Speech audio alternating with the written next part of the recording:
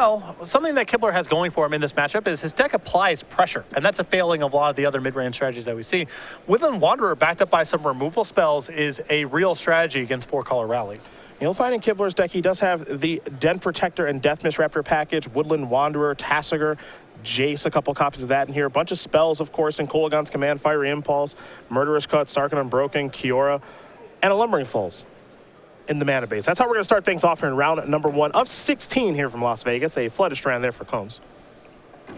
Kibler with the Wooded Foothills, something he's played a time or two, as he'll pass the turn back over to Combs. Combs will sacrifice that Flooded Strand. He'll fall down to 19. We'll see what land he wants to search up. One of the best strategies you can have against 4-color Rally is get on top of them and then back it up with a couple of choice removal spells. Typically, we see a Tarka Red as the deck in Standard best able to execute this game plan. Kibler's can do it as well, but he's leaning much more on mana acceleration. His draw of, let's say, turn 2 Rattleclaw Mystic into turn 3 fully enabled Woodland Wanderer, backed up by 1 removal spell, is going to beat this deck a good percentage of the time. Canopy Vista is the land that Combs did find. Looking to get the mana base online here. Remember, 4-color deck is his 4-color Rally deck. It's pretty sensitive in what it can do. See a Flooded Strand here from Combs is going to sacrifice that, go down to 18. You want to be able to catch Jace, Deathmist Raptor, Grim Horror Specs, Rally Ancestors, which is double white, Collected Company, which is a single green. You're kind of all over the place as far as your mana is concerned. It is pushing the limits more than most of the 4-color decks in the format because it is splashing a double white card. We see a lot of 4-color decks, but very rarely do they have any double mana symbols in the list whatsoever. 4-color Rally is pushing the boundaries more than a lot of the other decks. It'll be an island there for Combs and Jace Vryn's Prodigy. We talked about this in our pregame show. We're going to see this a lot this weekend. Very important to be able to kill this thing early in the game. It's the easiest way to lose a game of Standard, is just not be able to kill a Jace and have that card run away with the game. Kibler going to sacrifice a Wooded Foothill, search himself up a Smoldering Marsh. That's why he's down to 19. Brian's hand does look a little land heavy at this point. Of course, as you mentioned, he's going to need a removal spell to get that Jace off the battlefield. It is very important to kill that thing, as he will untap that Marsh, take a draw step here. Now, normally, I'm really good at keeping my eyes on the cards that are in players' hands. Brian's going to make it tough. Yeah. It is not easy watching him with the flurry of movements. It'll be in this, that'll search up a basic 4, still shuffle, present, and we're going to go back Floyd Combs' way. That means he's got active Jace. We'll see what he wants to do with it. It's a battle of the flip planeswalkers thus far. Blue to Delta here from Combs. He'll fall down to 17, 3 fetch lands to start. We'll see what land Floyd wants to search up. Remember, this is card number 3 in the graveyard for him. He'll get a basic swamp. Might have some interest in flipping Jace this turn. Although not an easy thing for his deck to do, as there aren't that many spells in the deck, mostly creatures. It'd have to involve something like, and the only spell you can actually cast at this spot is Murderous Cut, and that works against Jace. This will be a Catacomb Sifter. That'll bring in Eldrazi Scion along with it. And now we're going to pass the turn back over to Kibler. Kibler untap those 3 lands. He's taking a draw. Picked up a copy of Den Protector. We know that kind of card is in Brian's wheelhouse. Been playing these type of green strategies for years.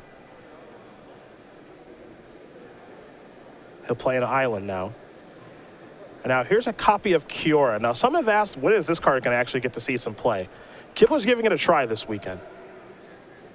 He'll take a look at the top couple of cards here. Deathmist Raptor is the creature. You get to reveal the top 4 cards of your library. You can put a creature card and a land card. So he'll take the Deathmist Raptor and a Sunken Hollow. Those will go to the grip, the rest will go to the graveyard. Kolaghan's Command among the cards that have gone to the graveyard now. However, that's a card in the graveyard that Den Protector can return. Get that kind of loop going. All these mid-range decks have a variety of ways of accruing 2-for-1s. There's no shortage of that in the format.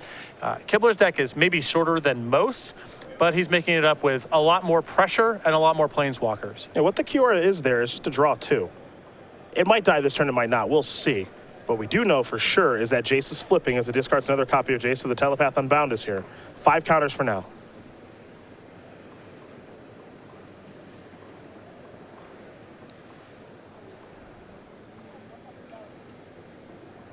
Next up for Combs appears to be another fetch land and Flooded Strand.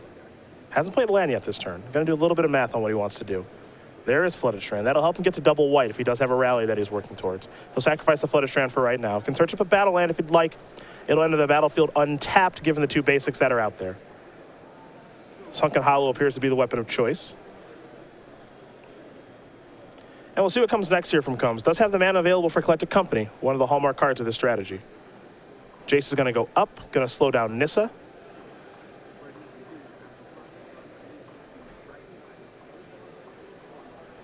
And now it looks like he might have a Murderous Cut on the way.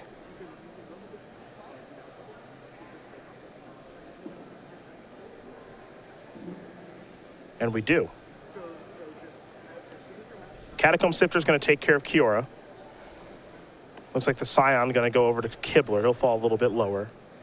And now the follow-up is Zilliport Cutthroat. And now pass the turn back over to Kibler. With several removal spells now at the ready. I am not the biggest fan of Lumbering Falls in this format, but something it can provide is a way to tax Jace. It's a challenging thing to do against the Rally deck because they're so adept at gumming up the works. But that's a card to look out for here. If Kibler can get some shots in at some opportune times, try to wear down that Jace, and he can enable some of the more expensive creatures in his hand that are currently shut off due to Combs' ability to flash back a Murderous Cut.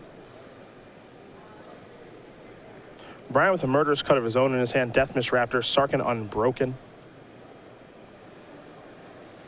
This deck helped to be put on the map by Josh McClain in his top 8 finish at the Open Series in Kansas City a few weekends ago.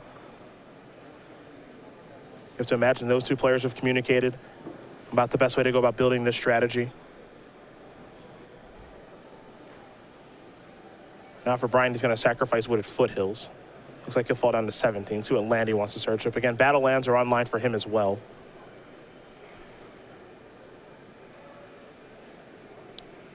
The Wooded Foothills cannot get blue mana, so still unable to activate the Lumbering Falls. I'm going to go with a basic mountain here.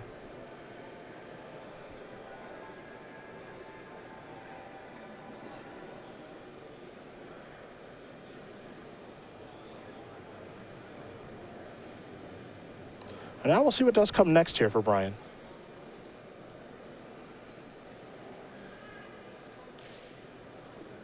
Looks like he's going to start with a Deathmiss Raptor. And the follow-up's going to be a Tassiger. Going to delve a few cards away here. And you can see leaving a mana available. Does have access to 2 main deck copies of Dispel in his deck this weekend. Well, Dispel would be a great card to have in this spot, as Brian would then be advantaged on the board, would be in a position to threaten the Jace on the way back, and because Combs used a good deal of his graveyard on the first Murderous Cut, would represent most, if not all, of Combs' turn to cast the Murderous Cut. Combs does have an access to a Rally in hand, another copy of Zilliport Cutthroat as well. But oddly enough, no Collected Companies. Not a lot going on. You imagine if he had a Collected Company, he'd like to cast it or recast it via Jace. Can really start building towards a pretty nice board, but he doesn't have access to any of that stuff just yet. There's a Polluted Delta.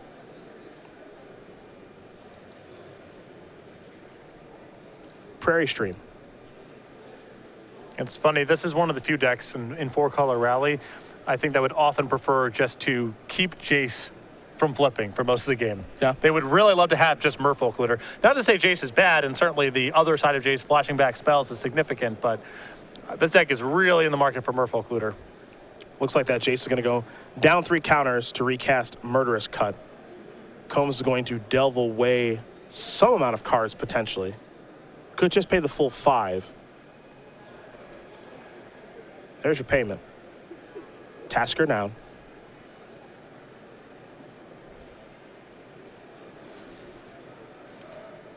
See what does come next. Just a passing of the turn in the face of Deathmiss Raptor. So Kibler, with a couple of cards in hand, will take a draw step. See, Yavimaya Den Protector, Sarkhan in the hand. Looks like Sunken Hollow as well. I caught that Windswept Heath there too, Brian. Gonna have to go a little bit faster. It's like when you go to some sporting events and they have the, we're going to put the 3-card Monty style. We're going to put the ball under the hats and move the hats around. The shell game. Yeah. Yeah. Yeah. Watching Kibler is just one big shell game. Sarkhan is here. Brings a dragon along with it. Now, we have not seen Sarkin Unbroken very much in this standard format. Part of the reason for that, I believe, is that it lines up so poorly against Crackling Doom. That is a big problem with the card. That said, there are a lot of decks, most notably 4-color Rally, that really struggle with flyers and can easily handle most creatures on the ground. So for this matchup at least, Sarkin Unbroken is going to do some real work. That dragon's going to become a 2/4 thanks to Jace ticking up. It's up to 4 counters now. Is the Telepath Unbound. Here's another copy of Zilliport Cutthroat. A Windswept Heath here from Combs. But you can sort of see the plan here from Kibler. Combs doesn't have much in the way of attackers right now. There's no good attacks to be had. Brian can start taxing Jace. Rally doesn't mean very much right now, and Kibler's also drawing to several copies of Dispel to cut that off if he doesn't already have it. And he just picked up one for his draw step. So he's in, with it, drawing a Dispel puts Kibler in a very good spot now. Because you get the feeling here, Combs is going to need something like Rally the Ancestors or Collected Company to go off to be able to accrue enough cards to keep up with Brian's forces. And now Brian's going into real dragon territory now. And this is a weakness of the 4-color Rally deck. You know this deck has some difficulty against Mantis Rider, Thunderbreak region, and just flying in general. And now Brian has 2 4/4s. He's going to plus his Sarkin here to draw a card and add a mana. Picked up another copy of Dispel. Huge draw. I think Combs is in some serious trouble now. Yeah, there's a Yavimaya Coast. Keep in mind, Brian also has Den Protector in his hand as well, so we could see 3 Dispels get cast over the course of maybe 2 turns. Exactly, and you know, look at the board state right now. Combs creatures, not worth very much. And what he's drawing to primarily are instants that Brian has also cut off with his copies of Dispel. This is a difficult spot here for Combs. It's very impressive because Kibler fell behind early on in this game. Jace is still in play. Got to loot several times in flip. Murderous Cut was cast and then cast a second time. But Floyd's just got very little going on right now. And another draw of Rally Ancestors, I believe, not particularly helpful. He's going to play a Prairie Stream. And for Floyd, it might be time to think about maybe cashing in that Eldrazi Scion token for a Scry. Yeah. Just something. He might need a little help controlling his draw step. He moved his Jace up to 3. But outside of that, not a lot going here for Floyd Combs. Kibler will draw a card. So another copy of Deathmist Raptor. Speaking of Kibler before the tournament, he said, I'm a fan of Deathmist Raptor plus Den Protector right now. Just doesn't really like it in the Megamorph shell. And Deathmist Raptor does feel like a vulnerability for some of the lists of Jeskai Black that have become so popular. They do have some removal that exiles, but they're a little short on that kind of stuff. And I feel like you need these card advantage engines that can also apply pressure because you're in the market for both things.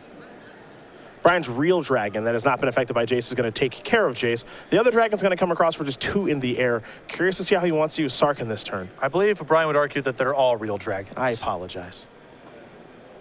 Deathmist Raptor. Sarkin going to crank out another dragon.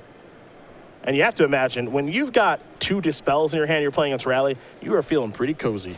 And I'm sure these Dispel is just a very popular card right now in general. So not to say that it's just because of this, but Sarkin, backed up by Dispel to cut off Crackling Doom, does seem like a nice angle of attack against some of the decks in the format. If Sarkin doesn't die to Crackling Doom, it's a heck of a card.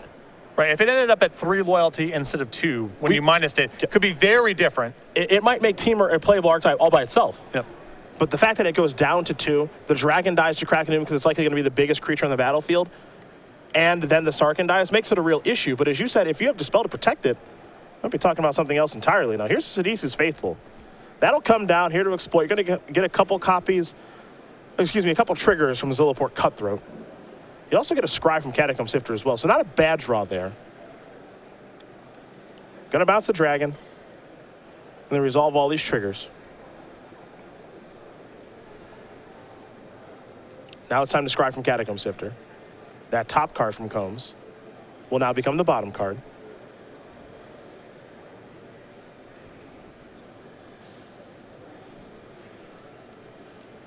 And now it's going to be another attempt at a rally. That's the last card in Combs' hand. And Kibler is at the ready with a second Dispel here. Now he wants to read this just to make sure he knows exactly what it's going to do. And I don't think this is the most backbreaking rally in the world, but I have no interest in letting this resolve. And neither does Brian, so he's going to Dispel that. I mean, arguably a Collected Company off the top could yield something more dangerous, but that feels good enough for me. Now, I am curious to see how Brian wants to use Sark in this turn, and also these Deathmiss Raptors, because you can make an argument of it's time to get in with these 3/3s. I think the problem with that is he doesn't want Floyd to be able to chump block, scry, gain some life, get some value that way. I think Kibler's happy to take the position of, if you want to make that happen, you got to do it on your own turn, where I can threaten to then attack you back. Okay. Kibler going to make another dragon. Sark going to fall down to 1. The Morph is a Den Protector, which can get back a Dispel. Brian's got that all lined up right now, as Combs is at 6. Here's Collected Company off of the top.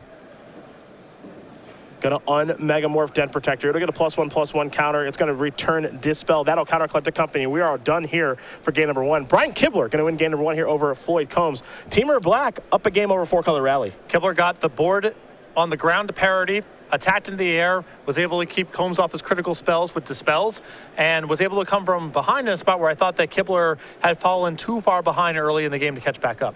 Well, now we're going to take a look at the sideboards here for both players, and we're going to start with Floyd Combs, who's got an Abzan Charm, a Fleshback Marauder, Merciless Executioner, Minister of Pain, 2 Felidar Cubs, 3 Deathmiss Raptors of his own, 3 Inoffensive the Foremost, and then 3 copies of Duress. I think the 3 copies of Duress will be coming in here with Kibler showing problematic Planeswalkers alongside Dispel. I think the Abzan Charm and the Fleshback Marauder are well suited for this matchup as well. Other side of things, we got 2 Roasts, a Fiery Impulse, a Self-Inflicted Wound, 2 Disdainful Strokes, and Exert, Treasure Cruise, Ob Nixilis Reignited, 2 copies of Radiant Flames, a Duress and Negate, a Kolaghan's Command, and a Virulent Plague. A lot of ways to take this. I think Duress and Negate, the 2 copies of Radiant Flames, the Exert Influence, the 2 Disdainful Strokes to counter the key stuff, the Kolaghan's Command, all these cards seem anywhere from fine to very good to me. So Kibler's got a lot of wiggle room on how he wants to sideboard. Just depends on what he wants to cut. Well, those are the options there available to both players. They'll sideboard and shuffle up here with about 33 minutes to go. In the meantime, we're talking about the very popular promotion with Star City Games. It is SCG Game Night, where in the month of December, of course, it's the reindeer. That's very timely. But January and February, we got some cool stuff coming too. Every month, Star City produces new pins and tokens that we send out to these kits in local stores. This is a December kit. Stores can run game night any way they want, sanctioned, unsanctioned, any format. Just get players in the store on a regular basis for some fun and friendly magic. January coming down the pipeline. If you want to get signed up for the February kit, you see Grizzly Band here, and the February kit coming right up here. We have Magus of the Moon. Head over to StarCityGames.com/game night for more information. Find game night closest to you. Contact your Star City Games in-store play representative to get this set up. Canadian owners, keep in mind we have changed the shipping rates. We are now just charging U.S. domestic shipping. So if you have not brought game night to your store because of the shipping rates, those have been changed. Contact your Star City Games in-store play representative. Kibler, Combs, Teamer Black, 4-color Rally. One of these decks, 4-color Rally, I'd say more popular than the other against Teamer Black. But Teamer Black's starting to pick up a little bit in popularity, and I think that Brian was so confident in his deck this week that he decided, you know what, I want to play some Magic. But what also draws a lot of players out, and we've got almost 470 players here this weekend, is the invitational payout is no joke. It's a lot. We are not kidding around here, where you've got your winner with $10,000, 35 Open Series points, an invite, of course, to our first invitational next year in Columbus. Second place, $5,000. Top 4, $2,500. Top 8, $1,500. So if you make the top 8 of this thing, at least $1,500 you're walking away with. You're also, of course, playing for your likeness on a card, invite to the Players' Championship next year, and someone is walking out with that first place prize. That means we're going to see him next weekend at the Players' Championship. Yeah, I mean, $50,000 among 16 players. That's over $3,000 a head on average. And the top end of that tournament is worth quite a bit more on top of the 10 grand you get for winning this one and your likeness on the card. So players playing for quite a bit this weekend. Of course, for the Players' Championship next week, on December 19th and the 20th at the Star City Game Center in Roanoke, Virginia. Brad Nelson was the one who did win that last year. He's the defending champion. He's looking to defend the title again. So going to be a lot of fun to watch the tournament, but we got to work our way through this tournament. And who knows, even though we don't see Brian a lot here on the SCG Tour, he could be the one walking out here with $10,000 and going to Roanoke next weekend. Well, he loves these kind of decks that are pressure backed up by mana acceleration, removal, and some haymakers. I think the addition of black adds a lot of power to the deck, shores up some weaknesses, and I like a lot of what's going on with this list. Woodland Wanderer is a card that I didn't think of very much during preview time when the format felt like a lot of copies of Abzan Charm and Ruinous Path was pretty popular, but the format has gotten to a place where damage-based removal is more popular than a lot of the exiling stuff or the Terminate style effects. On top of that, to beat a Tarka Red, I think you need threats that are very good at playing offense and defense. Manus Rider is one of the best cards in the format for pressuring that deck. Woodland Wanderer is quite a bit better. That thing's big enough to absorb a lot of pump spells on the way back, and a 6/6 for 4 can end the game very quickly. So I think that card in particular has gotten a lot better with the metagame shifts of the last couple weeks. Woodland Wanderer, for me, when I first saw it, it reminded me a lot of Spectral Force for some reason. Just a big green idiot. But the thing about Woodland Wanderer is Vigilance and Trample on a big creature is a heck of a combo. It's one of the best cards you can have in the format if you're solely worried about creature combat. It's way better than Siege Rhino, even, if that's what your priorities are. The problem is, no enters the battlefield trigger, no leaves the battlefield trigger, and no protection against removal. So when Obzon Charms are all over the place, it's a hard card to rationalize building around. But with the format being a lot more about fiery impulses and so forth, Woodland Wanderer gets a lot better. But that card, like I would say a lot of the cards in Brian's deck, pretty soft to Crackling Doom. So we're going to see as we make our way through our standard rounds through this weekend, and he hasn't played against Crackling Doom this round, but as he makes his way through the rounds this weekend, of course, Jeskai Black's going to be a popular deck, and Mardu Green or whatever color that deck is splashing. So you have to imagine he's going to run into Crackling Doom at some point, and can his deck overcome that card, especially if it's cast multiple times in a game? Well, you know, his plans are, he's got a couple Dispels in his deck. He's got copies of Death Misraptor and Den Protector, so he can win just a general long game. And then he's got a couple more cards like that in his sideboard, access to cards like Duress, another Dispel, the Negates, and so forth. So I'm sure it's a problematic card for him, but a lot of the 58th, 59th, 60th card selections in his deck do seem informed by trying to shore up that weakness. Game 2 about to be underway here between Combs and Kibler. Combs will be on the play. Looks like he has scryed. And we are underway. It's a Canopy Vista to start here yet again for Floyd. Brian with the Wooded Foothills.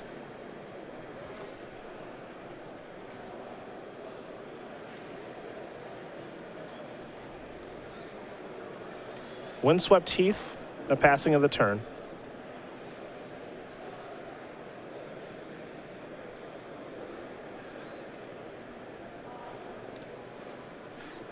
Fetch lands are pretty complicated in this format. Touch. Much more complicated than they are in Modern, and they can be quite a bit complicated in Modern. Yeah. Get used to the say go and stare at my hand and my land for a little while over the course of this weekend. Unless we're watching Todd Anderson. Yes. Who is playing speed magic. Pretty much. And with his deck, he needs to. Yeah. That's the major problem I have with the possibility of playing Jeskai Black in this tournament. I think a lot of people will pick up Todd's list because of the results and how good it looks, and not have anywhere near enough games in to play the deck at an appropriate speed. It's a Rattleclaw Mystic. See, the thing about Kibler, he can't leave home without at least one mana accelerant in his deck. Has to be there. Can't do it. Noble Hierarch, Sylvan Caryatid, whatever, Lotus Cobra, something to be able to accelerate him. Mana Fixer with Woodland Wanderer. Bang. More for Death Misraptor shenanigans. I just wouldn't be a tournament without him trying to accelerate towards something. I wouldn't be okay with it. Combs, he searched up a Prairie Stream. Now he's going to fall down to 18. We'll see what's next.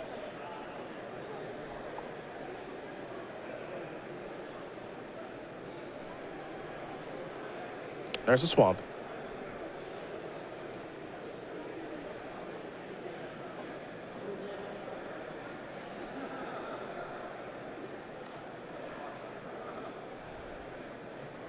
And now there's Grim Horror Specs. This seems like the card that Combs was missing last game. Yeah. Well, Nantuko Husk was a big one, too. That would help. He had a lot of the synergistic creatures, but just no way to get anything proactive going. Dispel was the draw for Kibler. Polluted Delta is land number 3. Brian will sacrifice that. Battle lands are online, given the basics. We'll see what land Brian wants to search up here. He's going to go with a Sunken Hollow.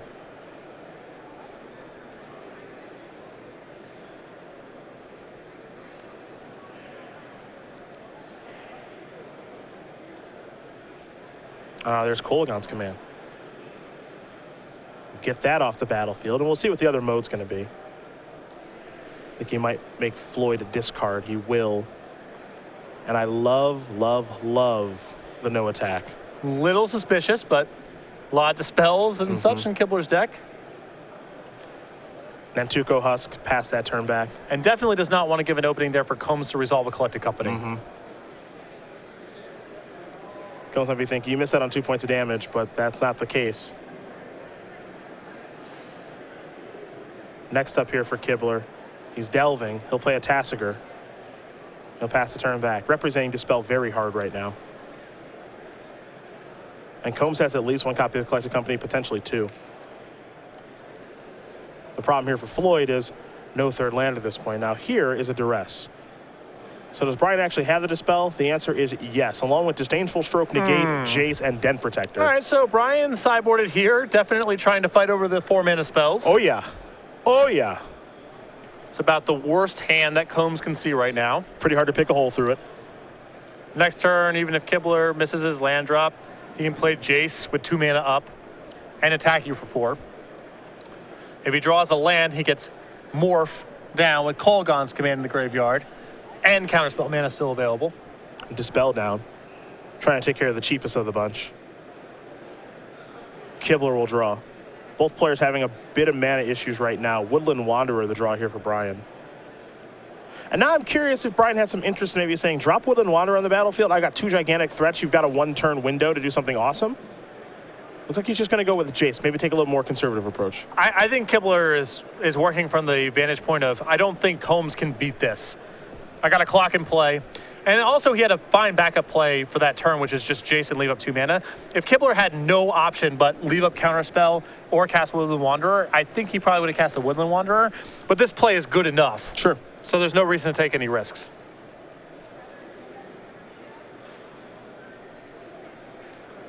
Well, we're going to head back Kibler's way as another Nantuko Husk did come down for Combs. There's a 4-5 coming into the red zone. There's a quick block. Combs not interested in taking 4 damage. More importantly, he's looking to build up that graveyard for rally. And now there's no way Kibler leaves off the shields here for the counter spells for the rest of the game, because that chump block has to indicate that Combs is playing towards a Rally of the Ancestors. It's a morph there for Kibler. He'll pass that turn back.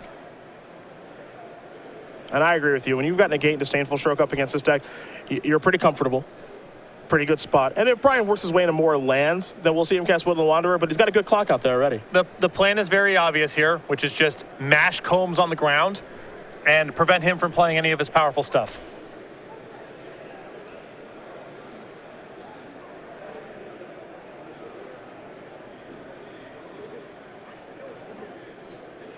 Sidisi's Faithful, Exploit, Bounce Tassiger.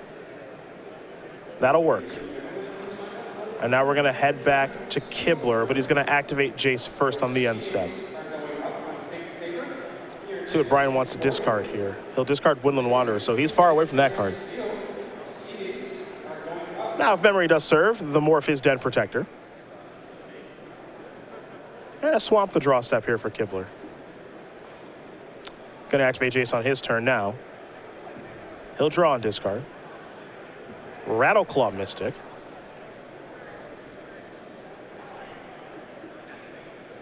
But Swamp will bite the dust. That's card number 4 in the graveyard here for Brian. There's a Sunken Hollow. This is Tassiger again. Going to delve away the entire graveyard. Able to leave up at least 1 counterspell, potentially 2, depending on how Kibler's feeling.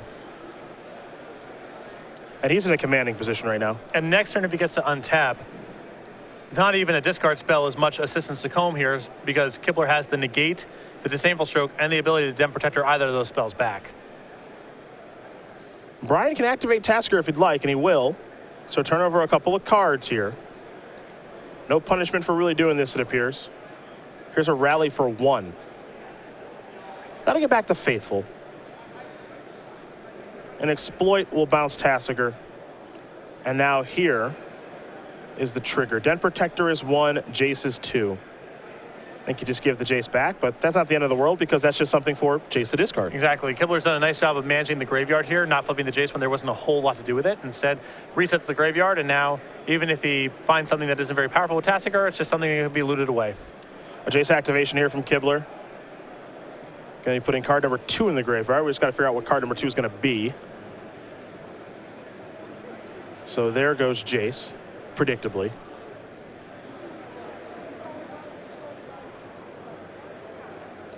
We'll say Radical Mystics helped out here. Needed the mana. Yep. Here's Woodland Wanderer. That thing's a 6/6. And Brian with a counterspell available. 6/6 Vigilance Trample. There's Ullaport Cutthroat. Don't care about that. No, Kibler is going to be able to win a game of pure combat against Combs very easily. It's just keeping off of Collected Company and maybe Rally the Ancestors. Kind of the story of Brian's career. Yeah. If it's about pure combat, Right. Good luck. It's all him. When these green decks line up correctly, life is pretty good for Kibler. He's going to activate Jace. Treasure Cruise the draw.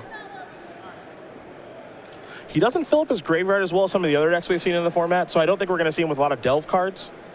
And not going to be nowhere near as fluid as maybe, say, Todd Anderson's take on Jeskai Black, where he's using his graveyard like crazy. It's basically an extension of his hand, but playing a couple Delve cards here, probably a good idea. And it's so trivial for this card to be blue 3, draw 3, and that card would show up all over the place in most standard formats. So even if you aren't casting Ancestral Recall all the time, paying 2 or 3 mana is still going to be a good exchange. I think we're okay with a concentrate in this format. Right. Wouldn't be so bad. And that's almost just the worst case scenario. Yep. Looks like the Morph and Woodland Wanderer are coming in the red zone here. Combs has some options here as far as blocks are concerned.